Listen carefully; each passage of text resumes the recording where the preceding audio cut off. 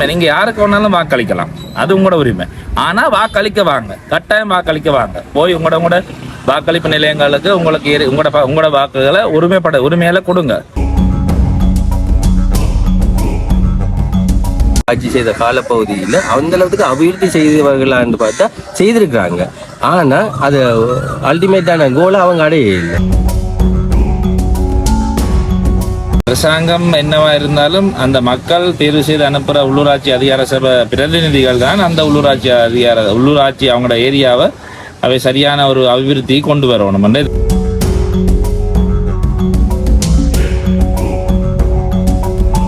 இது சேவைக்குரிய விஷயம் தானே, பெருமைக்குரிய விஷயம் இல்லை, சர்வீஸ். உறவுகள் அனைவருக்கும் வணக்கம். நான் உங்கள் ராஜு. இன்றைய தினம் 6ஆம் தேதி 5ஆம் மாதம் 2025ஆம் ஆண்டு. உண்மையாகவே இலங்கை மக்களுக்கு ஒரு முக்கியமான ஒரு நாள், அதாவது தேர்தல். கிட்டத்தட்ட இப்போ 7:05 ஆகுது. நான் என்னுடைய தேர்தல் கடமையை நிறைவு செய்து விட்டேன். எல்லாருக்குமே சொல்கிறது, நீங்கள் யாருக்கு போடுறன்ற விஷயத்தை தாண்டி எல்லாருமே உங்களுடைய உரிமம், அதாவது நீங்கள் வாக்கு போடுறன்றது உங்களோட உரிமம், அதை எல்லாருமே நிறைவு செய்யணும். அதோட யாருக்கு போடுறன்றது உங்களோட தனிப்பட்ட சுய விருப்பமாக தான் இருக்கணும். என்ன காரணம்னா, நிறைய சோஷியல் மீடியா, நிறைய பிரச்சாரங்கள் எல்லாமே இடம்பெற்றது. ஆனால் உங்களுக்கு உங்களோட கிராமத்துக்கு, உங்களோட இடத்துக்கு யார் வந்தால் உங்களுக்கு மேம்பாடு கிடைக்கும், வீதிகள், பாடசாலைகள், அப்படி நிறைய விஷயங்கள் ஒரு கொஞ்சம் வளர்ச்சி பெறுமென்று நீங்கள் தனிப்பட்ட ரீதியாக நினைக்கிறீங்களோ அவர்களுக்கு வாக்கு போடுற மட்டும்தான் உண்மையாகவே ஒரு நல்ல ஒரு எண்ணம். அதாவது சுயாதீனமாக நீங்கள் சிந்தித்து யாருக்கு வாக்கு போடலாம்னு முடிவு செய்து நீங்கள் போங்க உள்ள. என்ன காரணம்டா, முடிவு செய்யாமல் நீங்கள் உள்ளே போனால் அங்கே பார்க்குற எல்லா சின்னங்களையும் பார்த்தோன்னா எதுக்கு போடுறேன்னு தெரியாமல் கூட சும்மா போட்டுட்டு வருவாங்க. அப்படி போடக்கூடாது. நீங்கள் போகைக்கையே ஒரு 10 நிமிஷம் யோசிங்க, இங்கே போட்டால் எனக்கு நல்ல ஒரு விடயம் ஒன்று நடக்குமென்று நிர்ணயித்து உங்களோட வாக்கு போடுறது உண்மையாகவே நல்ல விடயம். அதோட சில பாடசாலைகளுக்கு சென்று இப்போ என்ன மாதிரி மக்கள் வாக்கு போடுறாங்க, எல்லாருமே வந்து தெளிவாக தங்களோட வாக்கு போடுறாங்களா, என்ன மாதிரி என்ற விடயத்தை நாங்கள் கழிச்சதுன்னு சொல்ல போகிறோம். ராஜீவ் சேனல் யாராவது புதிதாக பார்த்தா சேனலை சப்ஸ்கிரைப் பண்ணி இந்த காணொலி அனைவருக்கும் பகிர்ந்து கொள்ளுங்க. இப்போ நிற்கிற இடம் 4 நாவலர் மகா வித்தியாலயம். இங்கேயும் அதிகளவான மக்கள், வயதிபர்கள்லேருந்து எல்லாருமே இப்போ நேரம் 8:30 மணி அளவாக வந்து தங்களது ஜனநாயக கடமையை நிறைவு செய்தது போல பார்க்கக்கூடியமாக இருக்குது. இவ்வாறு தான் எல்லாருமே தங்களது வேலை நேரத்தை ஒதுக்கி தங்களோட ஜனநாயக கடமையை நிறைவு செய்து கொண்டிருக்காங்க. அதே மாதிரி நீங்களும் உங்களுடைய ஜனநாயக கடமைகளை நிறைவு செய்து கொள்ளுங்கள். இந்தால் பகுதியில் போனால் நாங்கள் யாழ்ப்பாணம் நோக்கி போகக்கூடிய மாதிரி இருக்கும். அதோட இங்கால் பகுதி கோப்பாய் சந்தியை நோக்கி போகக்கூடிய மாதிரி இருக்கும்.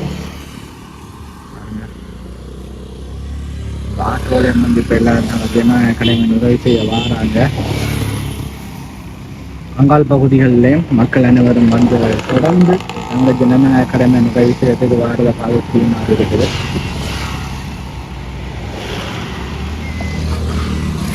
வணக்கம் அண்ணா. வணக்கம். அண்ணாண்ட பேர்? என் பேர் ஆனாசானா டிலான் சுராஞ்சா.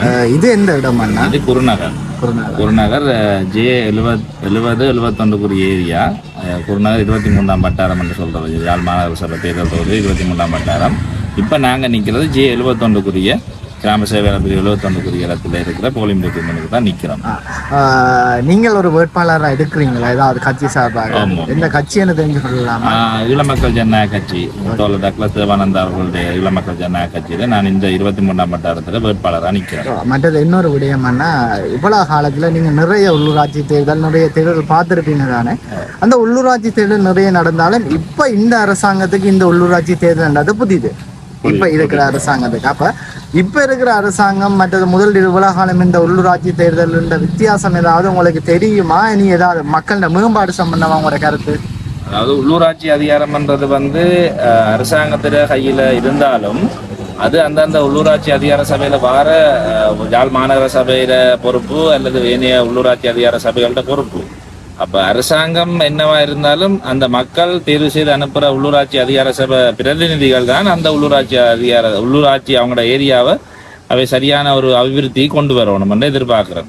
ஆகவே என்ன சொல்றேன்னு சொன்ன, மக்களுடைய தீர்மானம் தான் இது. இந்த கட்சி அந்த கட்சி என்று இல்லாமல் உங்களோட ஊருக்கு யாரு சரியான வேலையை செய்யக்கூடிய ஒரு ஆள், அபிவிருத்தி யார் செய்யலாம் என்று சொல்லி பார்த்து செய்யறதுக்குரிய வேலை திட்டம் தான் இந்த உள்ளூராட்சி அதிகார சபை.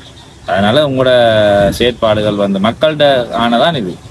அப்போ இவ்வளோ காலம் இந்த குருநகரில் உள்ளூராட்சி தேர்தல் நடந்து முடிஞ்சு பெரிய முன்னேற்றங்கள் ஏதாவது நடந்திருக்கா? ஓ, அதாவது இப்போ நான் கட்சி சார்ந்து கதைக்கக்கூடாதுன்ற ஒரு பொதுவான வழியில் நான் கதைக்க வந்து இதில் கூடுதலாக 2 உள்ளூராட்சி அதிகார சபை வந்திருக்குது. ஒன்று முழுமையான ஈழமக்கள் ஜனநாயக கட்சியில் உள்ளூராட்சி அதிகார சபை, முதலாவது யுத்தத்துக்கு பிறகு வந்த முதலாவது உள்ளூராட்சி அதிகார சபை. அதுக்கு பிறகு தமிழ் தேசிய கூட்டமைப்போட பெரும்பான்மையில் வந்த, அதாவது ஒரு பெரும்பான்மைன்னு சொல்ல இல்லாது, பட் தமிழ் தேசிய கூட்டமைப்போட உள்ளூராட்சி அதிகார சபை. அப்புறம் அதுக்குள்ள பிறகு திருப்பி மணிவண்ணன் அவர்களுடைய தலைமையில் மேயராக வந்த ஒரு இதுக்கு ஒரே உள்ளூராட்சி சபையில் மேயர்கள் மாறினது. அப்போ இந்த 3வது இதை வந்து நாங்கள் பெருமையாக பார்க்க வேண்டும் சொன்னால், பெரிய எதிர்பார்ப்போடு பார்க்குற வேண்டாம். அரசாங்கம் ஒன்றா இருந்தாலும் மக்கள் வந்து என்ன நிலையில் இருக்கிறோம்ன்றது நாடி பிடிச்சு பார்க்குறதா இந்த தேர்தல். ஸோ அபிவிருத்தின்றது வந்து விடுபட்ட இடத்துலேருந்து தொடரும்ன்றது என்னுடைய ஒரு நோக்கம். அது யாராக இருந்தாலும் கட்சி சார்பு இல்லாமல், இப்போ உள்ளூராட்சி அதிகார சபைன்னு நாங்கள் வந்தோம்டா அது வந்து இந்த கட்சி சார்பு இல்லாதது தானே. இந்த கட்சி என்று இல்லாமல் எல்லாரும் பொதுவாக வேலை செய்யணும்ன்றதான் என்னுடைய நோக்கம். மற்றது இப்போ இருக்கிற இடங்கள்ல சிலது அந்த வாக்கு நிராகரிப்புன்றது, மற்றது வாக்கு போடுறது ஆக்கள் போகாத விடயங்கள் நிறைய நடக்குது. இப்போ அவங்களுக்கு நீங்க என்ன சொல்ல போடுறீங்க? அதாவது இந்த வாக்கு உரிமைன்றது வந்து கட்டாயம் வந்து ஒரு தனி மனிதனுடைய சுதந்திரம், அதாவது உரிமையும் சுதந்திரமும். அப்போ உங்களோட உரிமையை நீங்கள் நிலைநாட்டணும் சொன்னால் உங்களோட சுதந்திரத்தோட போய் உங்களுக்கு விரும்பின உங்களோட ஊருக்கு தேவையான ஒரு ஆளுக்கு நீங்கள் வாக்களிக்கவே வேணும். அது கட்டாய கடமை. அது இப்போ எங்கட வந்து கத்தோலிக்க ஏரியா பிரதேசம் என்ற படியால் நான் என்ன சொல்கிறேன்னா, பைபிள்லேயே அது எழுதியிருக்கு, செசாருக்குரிய செசாரையும் கடவுளுக்குரியதை கடவுளுக்கும் கொடுங்கன்னு சொல்லி. அப்போ கடவுளுக்குரியதை நாங்கள் கொடுக்கக்குள்ள செசார்ன்றது அந்த காலத்தில் மன்னன். இப்போ மன்னனுக்குரிய அதிக செயற்பாடுகளை நீங்கள் கொடுங்கன்றது இப்போ வந்து மன்னர்களாக வர போகிறது எங்களுடைய தேசத்தில் இருக்கிற பிள்ளைகள் தான். பாருங்க, இப்போ நாங்கள் நிற்கிற இடம் யாழ் கல்வியங்காடு இந்து தமிழ் கலவரம் பாடசாலை. இங்கேயும் பாருங்க மக்கள் எல்லாருமே வந்து தங்களுடைய நிறைவேற்ற பலக்கூடிய மாதிரி இருக்குது. பாருங்க, வழியிலையும் நிறைய மக்கள் நிற்கிறாங்க. இப்போ உள்ளேயும் நிறைய மக்கள் போய் பண்ணிட்டு இருக்காங்க. என்ன காரணம்னா, உங்களுடைய அதாவது இன்றைக்கு நீங்கள் வாக்கு பதிவு செய்கிற நேரம் காலை 7 மணிலேருந்து மாலை 4 மணி வரைக்கும் தான் நீங்கள் பதிவு செய்யலாம். அதாவது உங்களுடைய வேலையின் நேரத்தை ஒதுக்கி இடையில ஏதாவது ஒரு நிமிடங்களை ஒதுக்கி நீங்கள் வாக்கு பதிவுகளை இதே மாதிரி மேற்கொண்டு போகலாம். தவறாமல் அனைவரும் நீங்கள் வாக்கு பதிவுகளை மேற்கொள்ளுங்க, அதுதான் முக்கியம். இப்போ மக்கள் போகிறாங்க.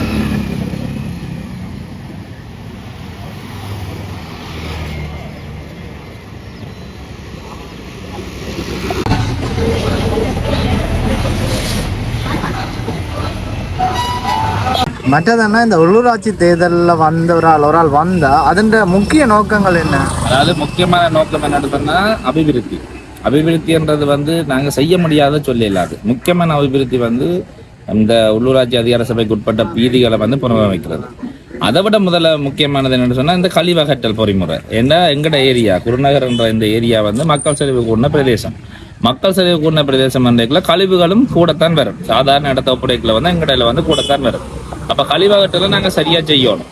அப்போ குப்பை டிராக்டர்கள் கழிவகற்றல் பொறுமுறைக்குரிய வாகனங்கள் அதில் வந்து நேர காலத்துக்கு வந்தால் தான் இந்த பிரதேசம் வந்து சுகாதாரமாக இருக்குது. முதலாவது.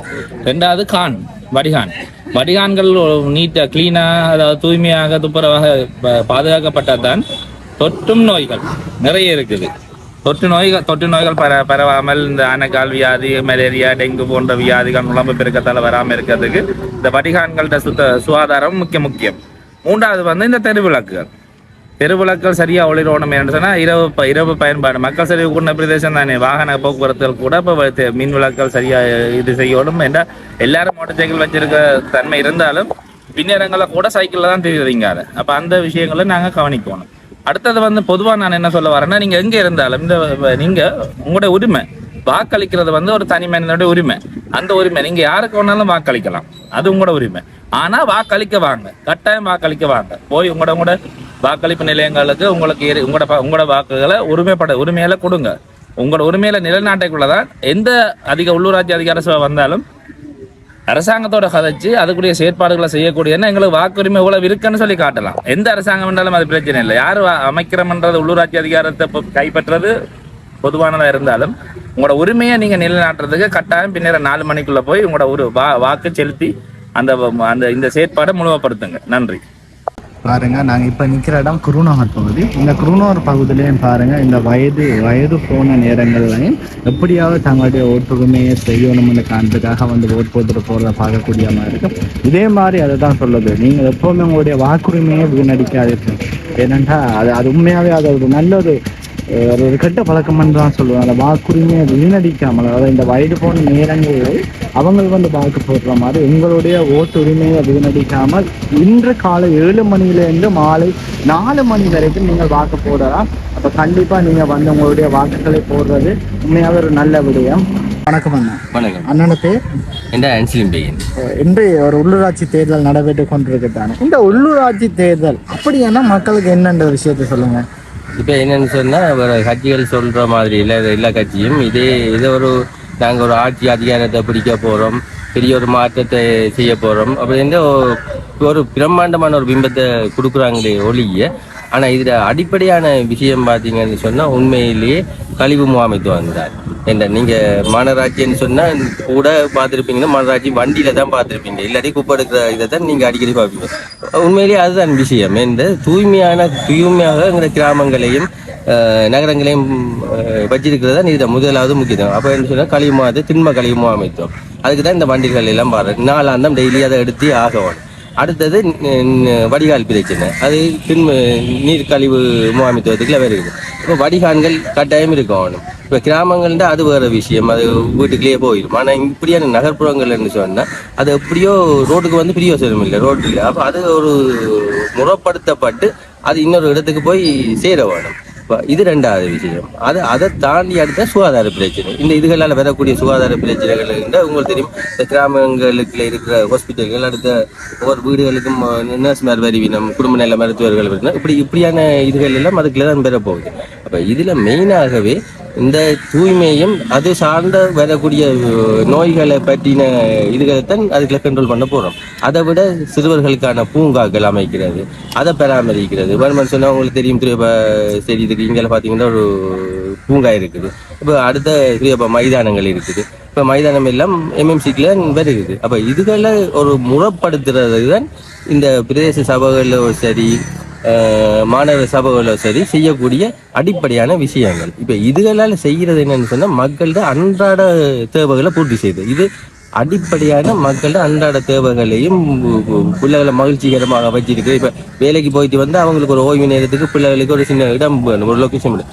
நீங்கள் கிராமம் ஒன்று அமைக்க போறீங்கன்னு சொன்னால், ஒரு 100 வீடுகள் அமைக்க போறோன்னு சொன்னால் அதுக்கு கட்டாயம் நடுவுக்குள்ள சின்ன சமூக நிலையம் வேணும், சிறுவர் பூங்கா வேணும், லைப்ரரி, வேறு சின்ன சின்ன இடங்கள் வேணும், அது குடும்ப பராமரிப்பு அப்படின்னு சொல்லி ஒரு மையமான ஒரு பகுதியை அரசாங்கம் என்ன செய்யும்னா அப்படி ஒரு பொது தேவைக்காக ஒதுக்க வேண்டி வரும்.